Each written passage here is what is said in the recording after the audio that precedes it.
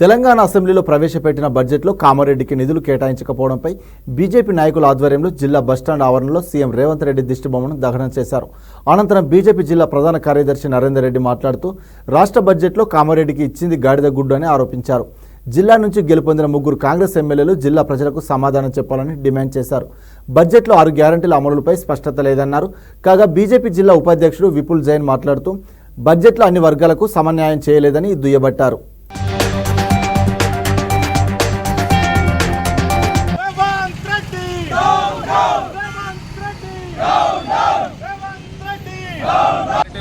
రైతులకు కరెక్ట్ న్యాయం జరగలేదు. రైతు బీమా గురించి, ఫసల్ బీమా గురించి ఎటు ప్రస్తావన లేదు.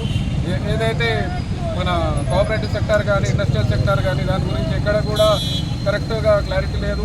ఏదైతే మన యాదవ్ సోదరులు ఉన్నారో అలాగే ఎస్సీ వాళ్ళు కానీ, మన ఎస్టీ వాళ్ళ గురించి కూడా ఎటువంటి బడ్జెట్లో ప్రవేశపెట్టడం దురదృష్టకరం. అలా ఏదైతే మన భారతీయ జనతా పార్టీ మతోన్మాద పార్టీ అని కాంగ్రెస్ వాళ్ళు చెప్తూ ఉంటారు. మీరు మతోన్మాద పార్టీ. ఏదైతే తబ్లీగీ జమాత్కు మీరు 2 లక్షల కోట్లు ఎలాగైతే మీరు ప్రవేశపెట్టారో, మళ్ళీ రంజాన్కి అలాగే వేరే పండుగలకు మీరు ఇస్తున్నారు. అలాగే హిందూ పండుగల గురించి మీరు ఎక్కడ కూడా మాట్లాడడం లేదు. నిజంగా చెప్పాలంటే తెలంగాణలో కాంగ్రెస్ పార్టీ ఇచ్చింది గాడిద గుడ్డు. బడ్జెట్లో ఎటువంటి కూడా క్లారిటీ లేదు. రైతులకు కానీ ఏ సెక్టార్లో కూడా హౌసింగ్ సెక్టార్ గురించి కూడా ఎక్కడ మాట్లాడడం లేదు. ఇళ్ళ నిర్మాణం, ఇల్లు నిర్మాణం అలాగే వేరే ఏది కూడా ఇండస్ట్రియల్ కానీ దేని గురించి కూడా క్లారిటీ లేదు. ఇది చాలా సిగ్గుచేటు.